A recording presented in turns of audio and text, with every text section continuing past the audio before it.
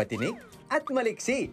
Diyan kilala ang sikat na game character na si Sonic the Hedgehog. Pero alam niyo bang pwede rin gawing pet ang hedgehog in real life? Kagaya ng bet na pet ni John Mark o mas kilala online bilang Kuya AD.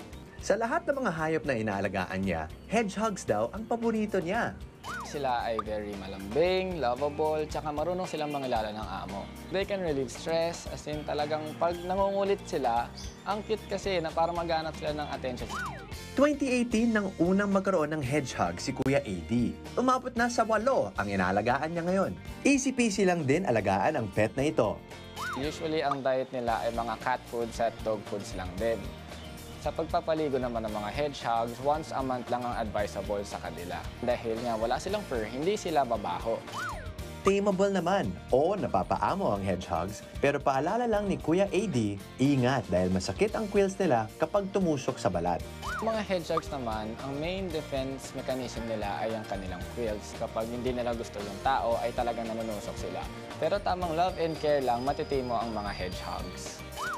Bukod sa magandang diet, kailangan din ng maayos na kulungan ng mga hedgehog.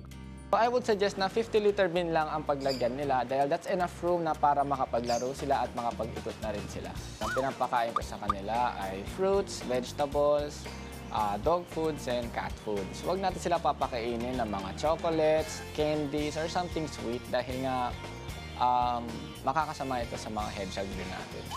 Ito naman ang grade ng hedgehog sa ating Pet-O-Meter. For the cost and maintenance, I will rate them up to 8.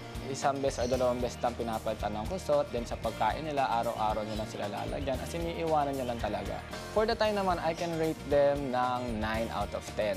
So for the space, I would rate them ng 8 out of 10. Family rating naman, 5 out of 10. Dahil nga medyo dangerous din ang quills nila, lalo na sa mga bata.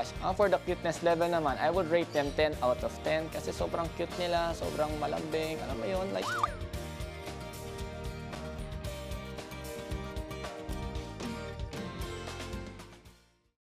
Mga kapatid, Maui David po. Simula ng inyong araw na may alam at may pakialam sa mga may init at umaaksyong balita sa bansa. Para maging una sa balitaan, mag-subscribe at mag-follow sa social media pages ng News 5.